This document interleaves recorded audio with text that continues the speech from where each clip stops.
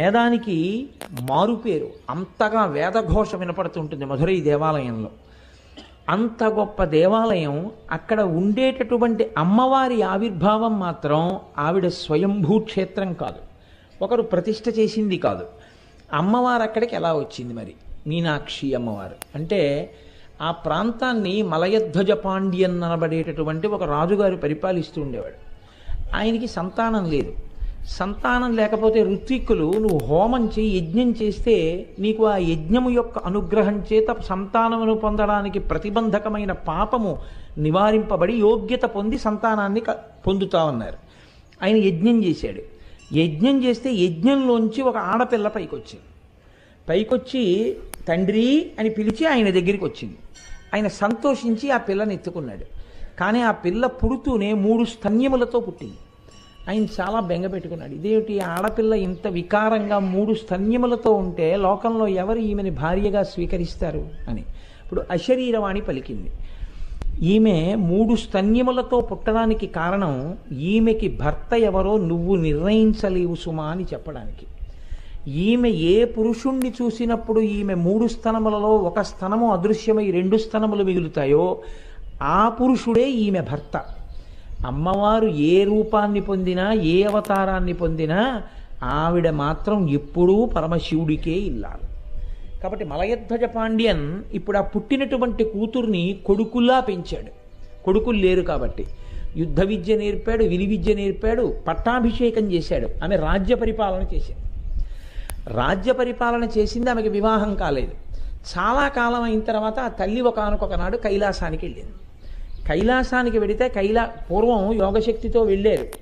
వెళ్ళినటువంటి వాళ్ళు ఎందరో ఉన్నారు మహానుభావులు. అలా వెళ్ళింది ఆ తల్లి. వెడితే అక్కడ 3 స్తనములతో ఉన్నటువంటి అమ్మవారికి పరమశివ దర్శనం అవగానే 2 స్తనములే ఉన్నాయి, ఒక స్తనం అదృశ్యమైంది. కనుక నాకు పరమశివుడే భర్త అని ఆమె పరమశివుణ్ణి ఆహ్వానించి భూమండలం మీదకి తీసుకొచ్చింది.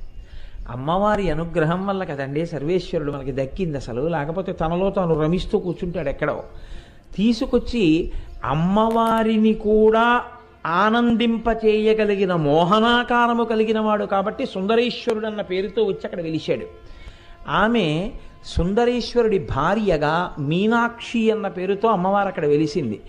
వాళ్ళకి ఒక కొడుకు కూడా పుట్టాడు. ఆయన సుబ్రహ్మణ్యుని యొక్క అంశ అంటారు. స్కందాంశలో పుట్టినటువంటి వాడు ఉగ్రపాండ్యన్ అని. ఆయన కొంతకాలం ఆ పాండ్యరాజ్యాన్ని పరిపాలించాడు ద్రవిడ దేశంలో. రామచంద్రమూర్తి ఎలా ఈ భూమండలం మీద కొంతకాలం నడయాడి లవకుశల్ని కొన్నారో అలా మీనాక్షి అమ్మవారు కూడా ఈ భూమండలం మీద పరమశివుడితో కలిసి కొంతకాలం పరిపాలన చేసి ఆ తల్లి ఉగ్రపాండ్యన్ అనేటటువంటి కుమారుణ్ణి కూడా కంది. అంత ప్రఖ్యాతి వహించినటువంటి క్షేత్రం మధురై క్షేత్రం. ఆనాడు ఆ తల్లి వరం ఇచ్చింది, నేను ఇక్కడే ఉండి పరిపాలన చేస్తాను అని. ఆ పరిపాలన చేస్తాను అని తల్లి వరమిచ్చి నిలబడినటువంటి క్షేత్రం మీనాక్షి అమ్మవారు. ఆ తల్లికి మీనాక్షి అని పేరు. మీనాక్షి అంటే చాపల వంటి కన్నులున్న తల్లి అని.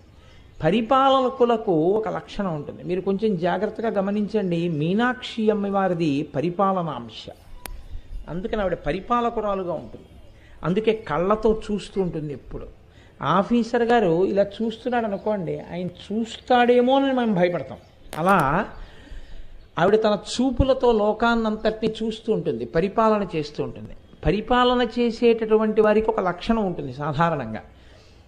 తమ పట్ల అనుకూలముగా వ్యవహరించినటువంటి వారికి వారు వరములనిస్తారు, దగ్గరికి చేర్చుకుంటారు.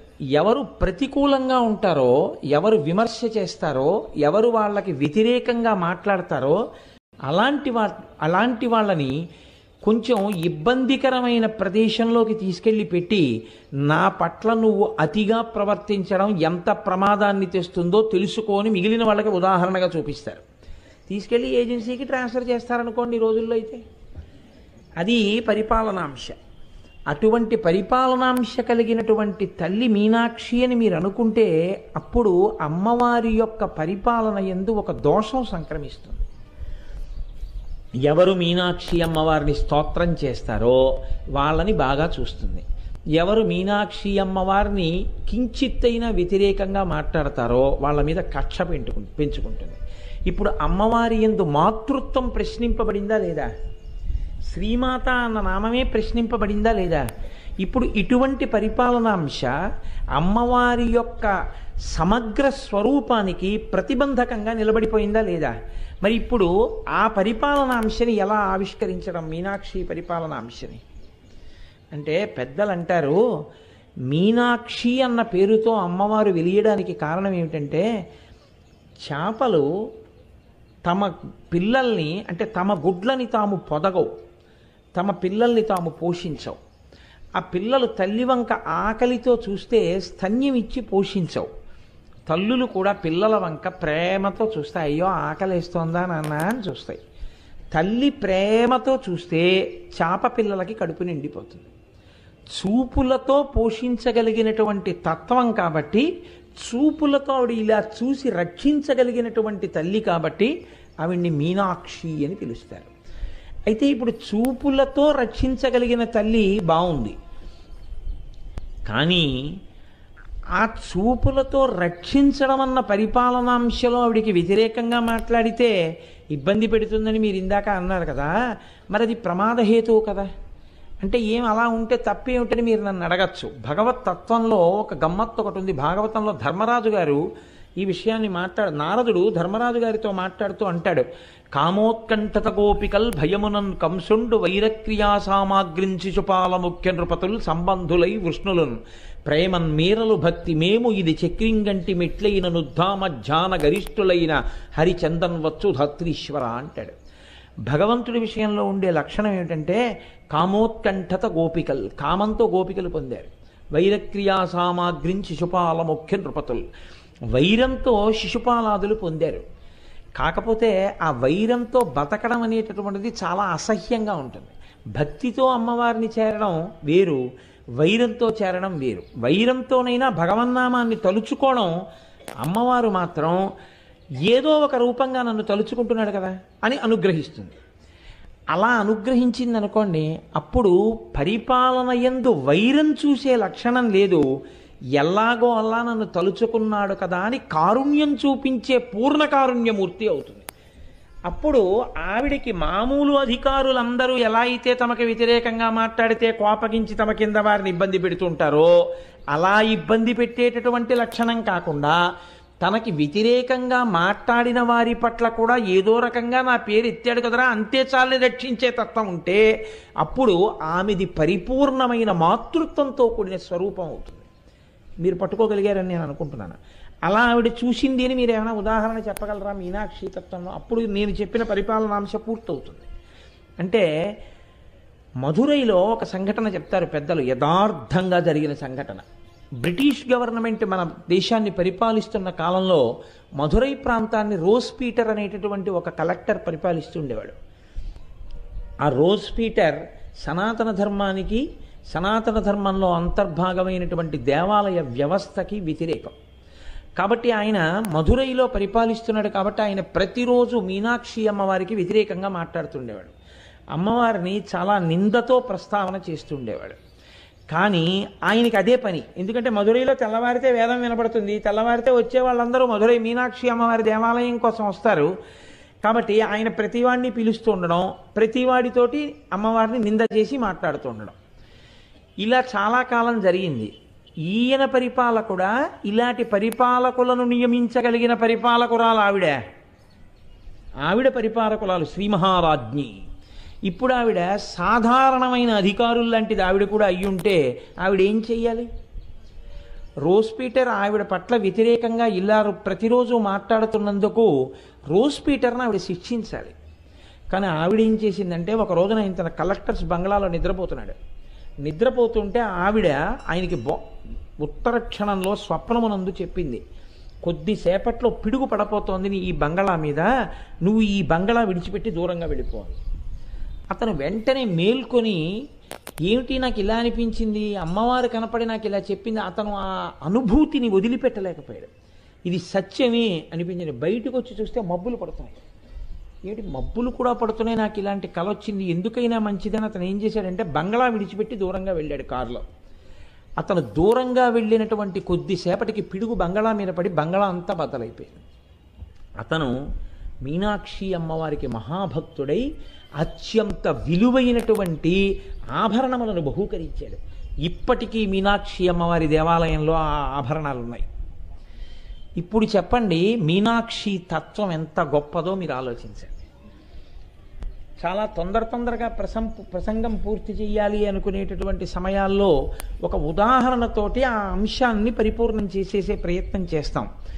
కేవలం పరిపాలకురాలుగా తనకి వ్యతిరేకంగా ఉన్న వాళ్ళని శిక్షించే స్వరూపమా, ఒక్కసారి నిందించడానికైనా సరే ఆ మీనాక్షి అమ్మవారి పేరు పలికినంత మాత్రాన రక్షించేటటువంటి కారుణ్యమూర్తి ఆవిడ.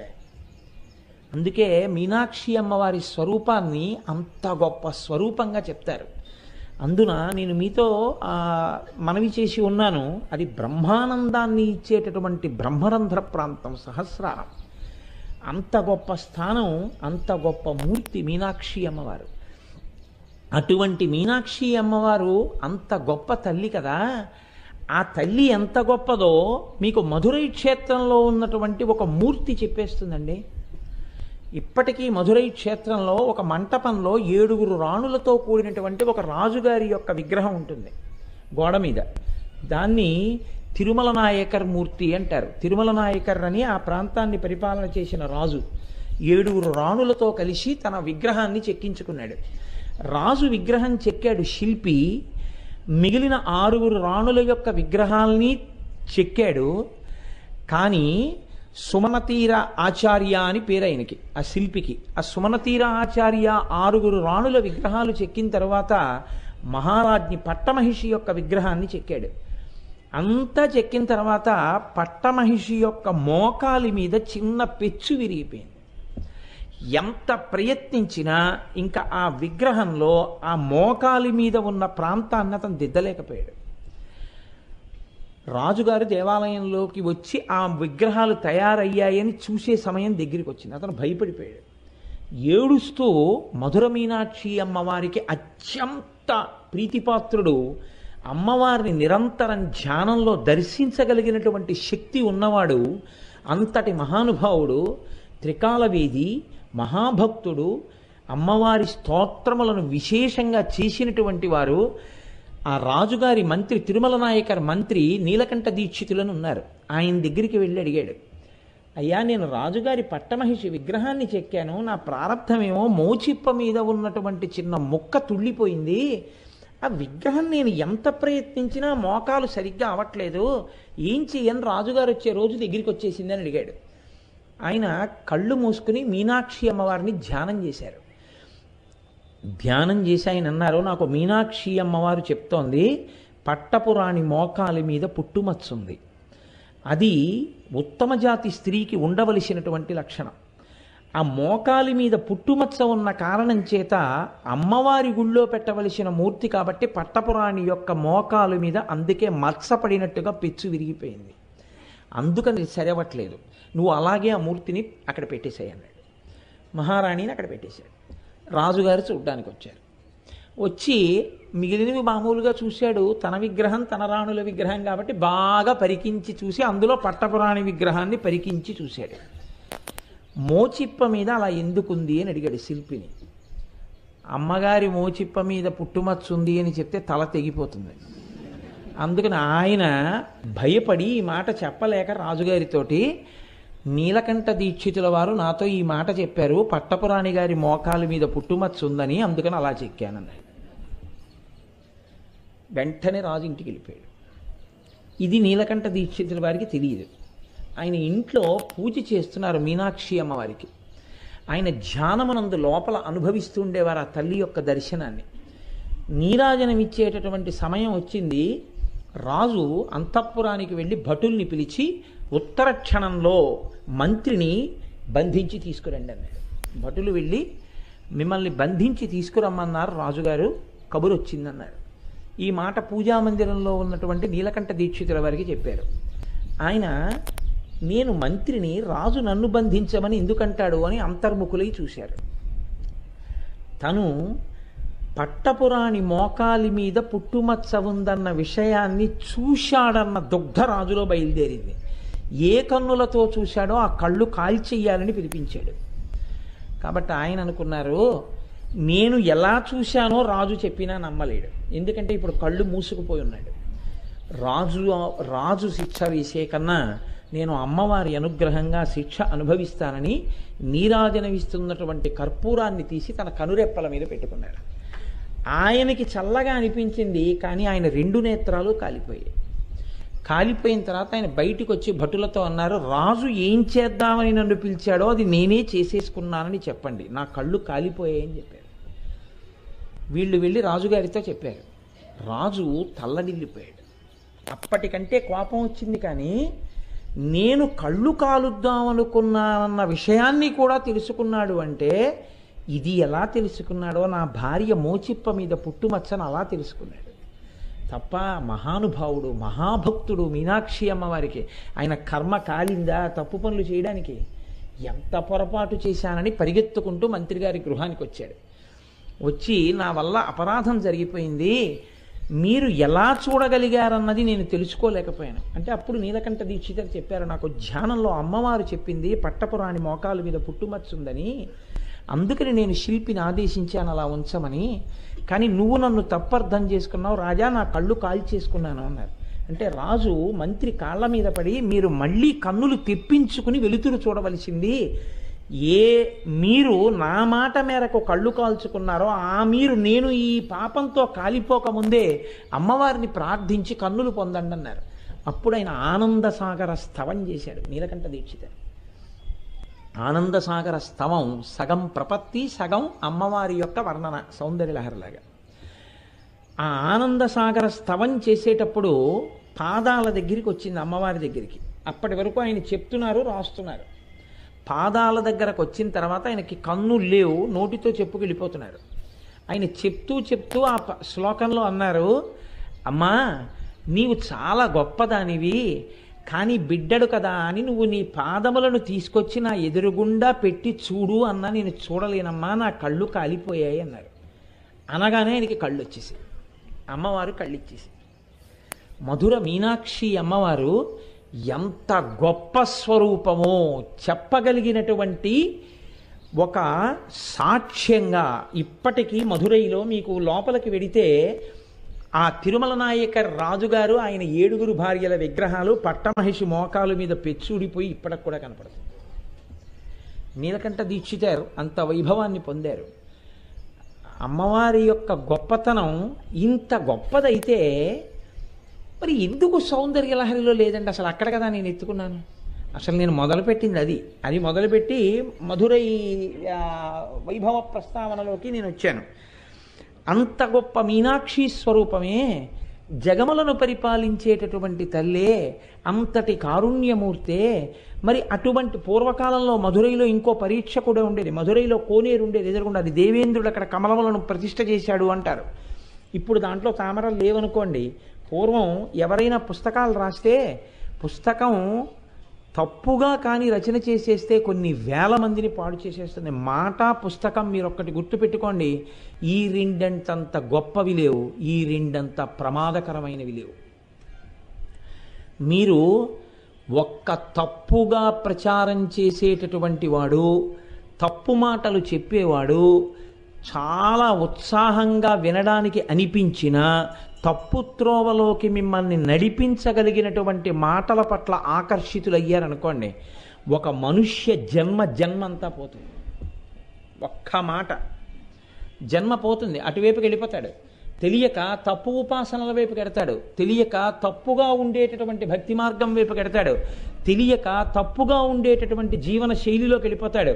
అంతే, మొత్తం సున్నా, జీవితం అంతా పోతుంది. ఒక్క పుస్తకం, ఒక్క తప్పు రచనతో కూడినటువంటి పుస్తకాన్ని తెచ్చి మీ ఇంట్లో పెట్టుకున్నారనుకోండి, పెట్టుకుని మీరు చదివి ఇదే అసలు విషయం అని మీరు అనుకున్నారు. నేను ఎందుకు ఈ మాట అంటున్నానంటే నా నోటితో చెప్పడానికి జంకి, అందుకు నాకు తడబడుతోంది. నా దగ్గరికి ముందు మాట రాయమని పుస్తకాలు పట్టుకొస్తుంటారు కొంతమంది. ఇప్పటి వరకు నేను ముందు మాట రాసిన పుస్తకాలు 1, 2 తప్ప ఏవీ లేవు. నేను ఎందుకు ఈ మాట అంటున్నానో తెలుసా? నేను ప్రాజ్ఞుణ్ణి, నేను పండితుణ్ణి, నాకు అన్నీ తెలుసన్న అహంకారంతో నేను చెప్పట్లేదు. ప్రస్ఫుటంగా ఎంత ఘోరంగా రాసేస్తున్నారంటే, మూల గ్రంథాల్లో ఉండేటటువంటి విషయం ఒకటి, ఋషులు చెప్పింది ఒకటి, పెద్దలు చెప్పింది ఒకటి. వీళ్ళ బుద్ధికి ఏది తోచిందో అది రామాయణమే కావచ్చు, అది భాగవతమే కావచ్చు, వాళ్ళకి అనవసరం. మనం రేపొద్దున్న ఇలా రాసేస్తే పిల్లలు చదివితే వాళ్ళ జీవితాలు ఏమైపోతాయనేటటువంటి తాపత్రయం ఎవ్వరికీ లేదు. నేను ఈ మధ్య కాలంలో ఒక పుస్తకం నా దగ్గరికి వచ్చింది. మీరు ఈ పుస్తకం చదవండి అని పట్టుకొచ్చి ఇచ్చారు. పేర్లు ఎందుకు చెప్పాలి, లేకపోతే ఇంకొక దాని సన్నివేశం ఎందుకు చెప్పాలి, చెప్తే నేను దేని గురించి చెప్పానో తెలుస్తుంది. నేను ఆ పుస్తకం చదివి ఆశ్చర్యపోయాను. అసలు రామాయణానికి సంబంధించినటువంటిది ఒక్క సత్యం అందులో లేదు. అన్నీ తప్పులే, అన్నీ తప్పులే. రాముడి గురించి ఎంత దారుణంగా రాసేశారంటే అసలు నోటి వెంట ఎప్పుడు ఏ అశ్లీలమైన మాటలు రాకూడదో అంత అశ్లీలమైనటువంటి మాటలు రామాయణంలో ఉన్న పాత్రలు మాట్లాడుకుంటున్నట్టుగా రాశారు. నేను తెల్లబోయి, మీరు చదివారా రామాయణం అని అడిగాను. అయితే నేను చదివానండి అన్నాడు ఆయన. ఎక్కడ చదివారన్నాను. ఆయన ఏదో చెప్పాడు, బలానాథ్ చదివాను. అయ్యా, మీరు పుస్తకం రాయాలని నేను పుస్తకం రాశానన్న కీర్తి కావాలంటే ఎన్ని కుటుంబాలు పడిపోతాయో. రేపొద్దున్న ఈ పుస్తకం నిజం అనుకుని ఎవరో పిల్లాడు చదువుతాడో, ఓ 10th క్లాస్ పిల్లాడో, ఓ ఇంటర్మీడియట్ పిల్లాడో, రామాయణం అంటే ఇలాగే ఉంటుంది అనుకుంటాడు వాడు. రాముడు అంటే ఇలాగే మాట్లాడతాడు అనుకుంటాడు. సీతమ్మ అంటే ఇలాగే మాట్లాడుతుంది అనుకుంటాడు. వాడికి ఏం తెలుస్తుంది? ఎంతమంది తలకొట్టుకుంటే వాళ్ళకి అసలు విషయం మళ్ళీ సుబోధకం అవుతుంది. అత్యంత ప్రమాదకరం. పుస్తకాన్ని ఎవడిష్టం వచ్చినట్టు వాడు రాసి విడిచిపెట్టడం. పరమాచార్య స్వామి వారి శరీరంతో ఉన్న రోజుల్లో మహానుభావుడు గుండెలు బాదుకుని ఇచ్చారు. కుండలిని యోగం మీద పుస్తకాలు రాసేయద్దు, కుండలిని యోగాల గురించి బహిరంగ వేదికల మీద ఉపన్యాసాలు చెప్పవద్దు, అలా చెప్పకూడదు అని. మహాత్ములైన వారు వాళ్ళకి తెలుసు ఏది ఎక్కడి వరకు చెయ్యాలో, ఏది ఎంతవరకు చూడాలో. మన ఇంట్లో ఉన్నటువంటి కుటుంబ సభ్యుడే మనం ఇచ్చిన డబ్బుతోటే డాక్టర్ గారు వాడికి ఆపరేషన్ చేస్తారు. కానీ ఆపరేషన్ చేసేటప్పుడు డాక్టర్ గారు కూడా ఒక్క కాంపౌండర్నో ఒక్క నర్సునో పట్టుకుని ఆపరేషన్ థియేటర్లోకి వెళ్ళి ఆపరేషన్ చేస్తారు తప్ప, మా నాన్నగారు కదండి, మా అమ్మగారు కదండి, మేము చూస్తూ ఉండగా మీరు ఆపరేషన్ చెయ్యండి అని అడిగితే చేస్తారా? ఎంత గోప్యం పాటిస్తాడు ఒక డాక్టరు. ఏవి ఎంతవరకు అవసరమో అంతవరకు పుస్తకాల్లో రాయాలి, ఏవి ఎంతవరకు అవసరమో అంతవరకే వేదికల మీద చెప్పాలి తప్ప అంతకు మించి ఏవి పడితే అవి నువ్వు రాసేస్తే ఆ స్థాయి లేని వాడు చదివితే ఉపద్రవానికి ఎడుతుంది. గురు శిష్య సంప్రదాయంలోకి వచ్చిన తరువాత, నీకు శిష్యుడైన తర్వాత యోగ్యతాయోగ్యతలను బట్టి ఉపాసన క్రమాన్ని పెంచి మాట్లాడు తప్ప బహిరంగ వేదికల మీద మాట్లాడేటప్పుడు చాలా లోతైన విషయాల్ని ప్రస్తావన చెయ్యకు. అది తేలికనుకుని అటువైపుకి వెళ్ళి పాడైపోతారు. అలాంటి పనులు చెయ్యవద్దని చెప్పేవారు పరమాచార్య స్వామి. మహాత్ములు అంత విశాల హృదయంతో ఆలోచిస్తారు. అందుకే పూర్వం రాచరికం చేసిన ప్రభువులు పుస్తకాన్ని రచన చేస్తే ఆ పుస్తకాన్ని అందరూ చదవడానికి అది యోగ్యమా కాదా అంటే అది నిర్ణయం అయితే తప్ప ఆ పుస్తకాన్ని అందరూ చదవడానికి వీలుగా దాని ప్రతులు తయారు చేయనిచ్చేవారు కాదు. దానికి పరీక్ష ఏమిటంటే, మధురైలో మీనాక్షి అమ్మవారి దేవాలయానికి తీసుకెళ్లేవారు. సరస్వతి కోనేరని అమ్మవారి కోవెల్లో ఒక కోనేరు. ఆ కోవెల్లో పుస్తకం పడేసేవారు. పడేస్తే ఆ పుస్తకం లోకానికి పనికొచ్చేదే అయితే పైకి తేలేది. ఆ పుస్తకం కాగితాలు తడవకుండా, తాళపత్ర గ్రంథాలు ఆ రోజుల్లో పైకి తేలేవి. తేలితే పల్లకీలో పెట్టి ఊరేగించి అమ్మవారి పాదాల దగ్గర పెట్టి తీసుకొచ్చేవాడు. తీసుకొచ్చి దాని ప్రతులు ప్రభువు రాయించి ప్రజలందరికీ అందేట్టు చేసేవాడు. ఆ పుస్తకం నీటిలో మునిగిపోతే రాసినవాడు కూడా ఓ నమస్కారం పెట్టి, బుద్ధిహీనున్నై రాశాను, ఈసారి నా బుద్ధి సరిగా ఉండి మంచి పుస్తకము రాయుదునుగాక అని చెప్పి వెళ్ళిపోయేవాడు. అంత జాగ్రత్త తీసుకుని లోకంలో ఏ విషయం అందాలో నిర్ణయం చేసి సారస్వతాన్ని కాపాడిన తల్లి మీనాక్షి. అంత గొప్ప కోనేరు ఆ కోవెల్లో ఉండేది. అటువంటి మీనాక్షి తత్వం, అంత గొప్ప మీనాక్షి స్వరూపం. మీనాక్షి అంటే ఎప్పటి విషయాలో కాదండి. మీతో నేను ఒక విషయం మనవి చేస్తాను. శృంగగిరి పీఠానికి ఉగ్రనరసింహ భారతీ స్వామి వారిని ఆయన పీఠాధిపత్యం వహించారు. 20వ ఏట సన్యాసం తీసుకుని పీఠాధిపత్యానికి వెళ్ళారు. ఆయన ఎంత ఉగ్రమైన తపస్సు చేశారంటే, ఆయన కొంతకాలం కాయగూర ముక్క తినేవారు. ఆ తర్వాత కాకరకాయ మాత్రమే తిని రోజుకి 20 గంటలు తపస్సు చేశారు. చేస్తే అణిమాది సిద్ధులన్నీ ఆయనకి పాదాక్రాంతం అయ్యాయి. అంతటి మహానుభావుడైనటువంటి ఉగ్రనరసింహ భారతి ఒకసారి మధురై క్షేత్రానికి వచ్చారు దర్శనానికి. ఆయన అర్చకుల వంక చూసి, నేను మీనాక్షి అమ్మవారిని అర్చన చేస్తాను, లోపలికి వచ్చన్నారు. అంటే అర్చకులు అన్నారు, మేము చెయ్యాలి తప్ప మీరు లోపలికి రావడానికి వీల్లేదన్నారు. అంటే ఆయన ఒక శిష్యుణ్ణి పిలిచి ఓ కొబ్బరికాయ ఇమ్మన్నారు. అని చేత్తో కొబ్బరికాయ పట్టుకుని ఆయన మంత్రాలు జపం చేశారు. చేస్తే అమ్మవారిలో ఉండేటటువంటి జీవకళలన్నీ కొబ్బరికాయలోకి వెళ్ళిపోయాయి. ఆయన ఆ కొబ్బరికాయ పట్టుకుని తన విడిదికి వెళ్ళిపోయారు. వెళ్ళిపోయి ఆ కొబ్బరికాయని తీసుకెళ్ళి ఆసనం మీద పెట్టి పూజ చేస్తున్నారు. అర్చకులు లోపలికి వెళ్ళి అమ్మవారి మూర్తి వంక చూశారు. జీవకళ నశించిపోయి అమ్మవారు వెలవెలపోయింది మూర్తి.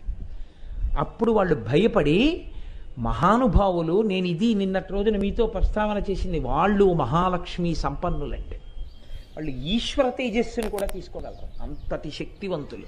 అటువంటి మహాపురుషులకు ఆలవాలం ఈ భూమి. ఆయన విడిదికి వెళ్ళి ప్రార్థన చేశారు, అయ్యా మా బుద్ధి గడ్డి తిని మిమ్మల్ని లోపలికి రావద్దన్నాం, మీరు వచ్చి లోపల అమ్మవారిని పూజ చెయ్యండి, కానీ మా యందు అనుగ్రహించి మీరు మళ్ళీ వచ్చి అమ్మవారిలోకి ఆ కళని ప్రవేశపెట్టేసేయండి అని అడిగారు. ఉగ్రనరసింహభారతి అంతటి దయామయుడు కనుక ఆయన మళ్ళీ దేవాలయంలోకి వెళ్ళి కొబ్బరికాయలోకి తీసేసినటువంటి కళల్ని అమ్మవారిలోకి ప్రవేశపెట్టేశారు. అంతటి మహానుభావుడు. ఇంతమందితో అనుబంధం ఉన్నటువంటి క్షేత్రం ఆ మధురై. నేను ఇలా వ్యక్తుల గురించిన విషయాలతో కూడినటువంటి సమాహారాన్ని మీ ముందు విజ్ఞాపన చేస్తూ వెడితే దానికి ఎంతటికీ అంతు దొరకదు. నేను ఏ ప్రశ్నతో మొదలెట్టానో దాన్ని నేను స్పృశించలేదు ఇప్పటికీ కదా. నేను ఎందుకు లేదు లలితా సహస్రంలో మీనాక్షి దగ్గర ఎత్తుకున్నాను. నేను అన్నానా ఎందుకు లేదో? నేను ఇప్పటివరకు అనలేదు. ఏ కారణం చేత లలితా సహస్రనామ స్తోత్రంలో ఈ నామం లేదు, లేకపోతే ఈ నామానికి తుల్యమైన నామం ఒకటి మాత్రం ఉంది, వక్త్రలక్ష్మీ పరివాహ చలన్మీ నాభలోచన. అలా ఎందుకు? కామాక్షి దగ్గర నుంచి శారదా వరకు అనేక నామాలు చెప్పిన వారు మీనాక్షి నామాన్ని వక్త్రలక్ష్మీ పరివాహ చలన్మీ నాభలోచన అని ఎందుకు అనాలి? అంటే అమ్మవారి ముఖం అనేటటువంటి దీప్తి కాంతి సరోవరంలో అమ్మవారి రెండు కన్నులు రెండు చేప పిల్లలలా ఉన్నాయి. అంటే మీనాక్షియేగా చేపలంటే. అలా అని బదులు మీనాక్షి అని 3 అక్షరాలతో అంటే పోతుందిగా. మీనాక్షికి అంత పెద్ద సమాసం వేసి పిలవడం ఎందుకు? అలా పిలిచి అసలు మీనాక్షి అన్న పేరు వదిలేయడం ఎందుకు? అప్పుడు ఎవరైనా తెలుసుకోలేకపోతే అయ్యో మీనాక్షి నామం లేదు, మీనాక్షి నామం లేదని బెంగెట్టుకోరు. అలా ఎందుకు వదిలేశాడు వ్యాస భగవానుడు? పోని శంకరాచార్యులు వారి సౌందర్యలహరిలో ఆయన ఎక్కడ ప్రత్యక్షంగా మీనాక్షి అనలేదు, ఆయన పరోక్షంగా ప్రస్తావన చేశారు. ఎందుకు అనలేదు ఇద్దరూ కూడా? ఇద్దరు తిన్నగా మీనాక్షి అని ఎందుకు పిలవలేదు? మీరు ఊహించగలరా? దాని వెనక ఒక పరమ పవిత్రమైనటువంటి లక్షణం ఒకటి ఉంది. మీరు గమనించండి, గోపాలకృష్ణ గారు ఎన్నో మార్లు ప్రతిరోజు నేను వచ్చే ముందు మాట్లాడతారు. నాతో నిన్న మాట్లాడుతూ కోటేశ్వరరావు గారు రేపు ఇంకో 50 టోకెన్లు ఇమ్మన్నారని అనడం మీరు ఎప్పుడైనా విన్నారా? కోటేశ్వరరావు గారు 50 టోకెన్లు ఎక్కువ ఇమ్మన్నారు అని ఆయన ఎప్పుడైనా నా పేరుతో మాట్లాడారా? ఆయన నా పేరుతో మాట్లాడరు ఎప్పుడు. ఎందుకు? నేను నా పేరు లేదా? నన్ను పేరుతో పిలిచేవాళ్ళు లేరా? ఎందరో ఉన్నారు. నేను ఆఫీస్కి వెడితే కోటేశ్వరరావు అని పిలుస్తారు నన్ను. ఎందరో నాకు కనబడితే కోటేశ్వరరావు బాగున్నారా అండి అని అడుగుతారు. మరి గోపాలకృష్ణ గారు ఎందుకంటారు నన్ను కోటేశ్వరరావు చెప్పారని? కోటేశ్వరరావు చెప్పారండి 50 పాసులు ఎక్కువ ఇస్తున్నాం, లేకపోతే కోటేశ్వరరావు ఇంకా రాలేదేమిటి అనొచ్చు కదా. కోటేశ్వరరావు గారిని వేదిక మీదకి రావాల్సిందిగా కోరుతున్నాను అనొచ్చు కదా. అలా అంటే అందులో ఏమైనా తప్పు ఉందండి? ఏమీ లేదు. కానీ ఆయన అనరు. ఎప్పుడైనా అలా అన్న సన్నివేశం ఉందా ఆయన నోటి వెంట? లేదు. ఎందుకు ఉండదో తెలుసా? ఆయన హృదయాంతరాళముల యందు నా పట్ల ఏర్పడిపోయిన భక్తికి పరాకాష్ఠ నా పేరు ఉచ్చరించారు. గురువుగారు అంటారు అంతే. నేను గురువుగారిని వేదిక మీదకి రావాల్సిందిగా ఆయన పాదములు పట్టి ప్రార్థన చేస్తున్నానంటారు. గురువుగారు నన్ను దెబ్బలాడారు, ఇంకో 50 టోకెన్లు ఇమ్మన్నారంటారు. ఎవరు మీ గురువుగారు? పేరు చెప్పండి మాకు తెలుస్తుంది కదా అని మీరు ఎప్పుడైనా అడిగారా? మీరు అడగరు. మీరు అడగరు. ఆయన నా పేరు ఉచ్చరించారు. ఎందుకు ఉచ్చరించారు అంటే ఆయనకి ఏర్పడిపోయిన భక్తి చేత ఆయనకి నన్ను పేరుతో పిలిస్తే నా పట్ల ఏదో అపచారం చేసినంత భావన ఉంటుంది. ఇది ఎక్కడి వరకు వెళ్ళిపోతుందో తెలుసా అండి? ఎవరైనా ఒకవేళ ఇంకా కొన్నాళ్ళు ఆయన ఇలాగే నా మీద ఆరాధన పెంచేసుకున్నారనుకోండి, ఎవరైనా వచ్చి కోటేశ్వరారు కనపడ్డారండి వస్తున్నానని చెప్పమన్నారు, మీతోటి కోటేశ్వరారు వస్తున్నారేంటి, గురువుగారు వస్తున్నారని చెప్పలేవా అంటే మనసులో అంత బాధ కలుగుతుంది. అంటే అది ఎక్కడి నుంచి వస్తుందంటే ప్రీతి, పెంచుకున్నటువంటి ప్రీతి, పెంచుకున్నటువంటి భక్తి, అపారమైనటువంటి ప్రేమ పొంగిపోతే అరే రే ఆయన్ని మనం కోటేశ్వరరావు అండమా అంటే కోటేశ్వరరావు గారు గొప్పవాడా, కోటేశ్వరరావు ఆయన గుండెల్లో గొప్పవాడా? ఆయన గుండెల్లో కోటేశ్వరరావు గొప్పవాడు కాబట్టి కోటేశ్వరరావు అన్న పేరు పోయింది, ఆ గుండెల్లో పోయి ఏదయింది, గురువుగారు అయింది. ఎక్కడెక్కడ మీరు ఎదిగిపోతారో అక్కడక్కడ పేరు పోతుంది. భార్య భర్తను ఎప్పుడైనా పేరు పెట్టి పిలుస్తుందా? వాళ్ళిద్దరూ ఒక్కటే కదా, ఏమండి అని ఎందుకు పిలుస్తుంది? ఒక గౌరవం, అపారమైన గౌరవం. నేను ఆయన పేరు చెప్పడమా? భర్త పేరు కానీ, కొడుకు తండ్రి పేరు కానీ, శిష్యుడు గురువు పేరు కానీ ఎప్పుడు ఉచ్చరించారు. అది లోకంలో మర్యాద. పరమాచార్య ఒకానొక సందర్భంలో ఇది జరిగింది. పరమాచార్యుల వారి యొక్క సన్నిధానంలో ఒక పిల్లవాడిని మీ నాన్నగారి పేరు ఏమిటని అడిగారు ఎవరో. వెంటనే పరమాచార్య అన్నారు, తప్పు, అలా అనకూడదు అన్నారు. ఏమన్నారు? తండ్రి పేరు కొడుకు చెప్పకూడదు, ఇప్పుడు నాన్నగారనే అనాలి, మా నాన్నగారు అనాలి అంతే. అంతేగాని మా అదేంటి కోటేశ్వరరావు వచ్చేస్తున్నారండి అని కొడుకు, భర్త పేరు పెట్టి ఏదో మా వెంకటరావు వచ్చేస్తున్నారండి అని భార్య అందనుకోండి, ఇంకేమిటి గౌరవం? నీకు ప్రేమ పండిపోతే కొన్ని పేర్లు నువ్వు పలకలేవు, ఆ అనుబంధాలు అంతే. ఇంకా అవి పేర్లు పెట్టి పిలిచేవి కావు, ఆ ప్రేమ అలా ఉంటుందని మనం నమ్ముతాం. అలా నమ్మిన చోట అలా లేదనుకోండి, మనకు అదోలా అనిపిస్తుంది. మీకు అంతవరకు ఎందుకు, మీరు నిజాయితీతో గుండెల మీద చెయ్యేసుకు చెప్పండి, నేను అన్నానని కాదు. మీకు ఎక్కడైనా ఎప్పుడైనా ఏ భార్య అయినా భర్తని పేరు పెట్టి కానీ ఏకవచనంతో కానీ పిలిచింది అనుకోండి, మీకు అసహ్యం వేస్తుందా వేదా? మీరు చెప్పండి, గుండెల మీద చెయ్యేసుకు చెప్పండి, నేను అన్నానని కాదు. నేను ఎవరిని ఆడవాళ్ళని తక్కువ చేయడం, మగవాళ్ళని ఎక్కువ చేయడం నా ఉద్దేశ్యం కాదు. ఇప్పుడు మీనాక్షి అని పిలవని శంకరాచార్యుల వారు గొప్పవారు, మీనాక్షి అనని వ్యాసుడు గొప్పవాడు.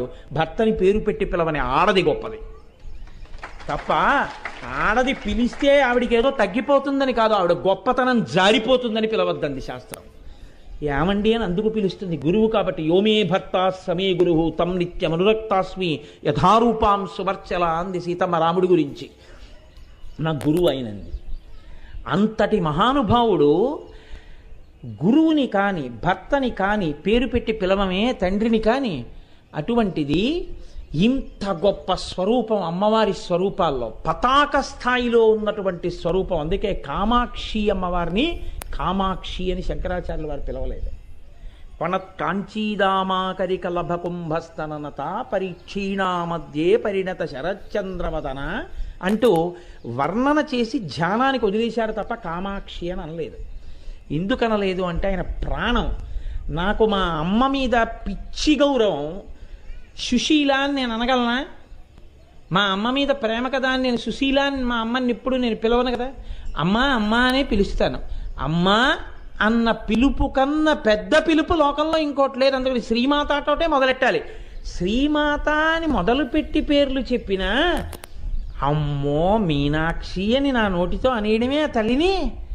అంత గొప్ప తల్లి ఆవిడ పేరు అనడమా నేను? అందుకని అనలేదు. అనకుండా ఆవిడ పేరు అనకపోతే పూర్ణత్వం లేదు, అంటే ఆవిడ గౌరవాన్ని నిలబెట్టినట్టు కాదు. కాబట్టి అన్నారా అనలేదా? అన్నారు అనలేదు, అన్నారు అనలేదు. కాబట్టి ఇప్పుడు మీరు ధ్యానం చేస్తే ఆ గౌరవం బయటకు వస్తుంది. ఇప్పుడు శంకరాచార్యుల వారు ఎంత గొప్పవారో వ్యాసుడు ఎంత గొప్పవాడో మీకు అర్థం అవుతుంది. అందుకని వ్యాసుడు మీనాక్షి అనకుండా వక్త్రలక్ష్మీ పరివాహ చలన్ మీ నాభలోచన అన్నాడు. మహానుభావులైనటువంటి శంకర భగవత్పాదాచార్య స్వామి వారు ఆవిడ గురించి చెప్తూ తవాపర్ణే కర్ణే జపనయనపై శూన్యచకితాః నిలీయంతే తోయే నియతమనిమేషాశపరిక ఇయంచ శ్రీర్బద్ధచ్చదపుత కవాటం కువలయం జహాతి ప్రత్యూషే నిశచ విఘటయ్య ప్రవిశతి అన్నారు. సౌందర్యలహరి చేస్తూ ఎక్కడ ఆయన మీనాక్షి అనలేదు. అనకుండా ఆవిడ మీనాక్షి అని చెప్పారు. ఎలా చెప్పారు అంటే తవాపర్ణే కర్ణే జపనయనపై శూన్యచకితాః నిలీయంతే తోయే నియతమనిమేషాశపరిక.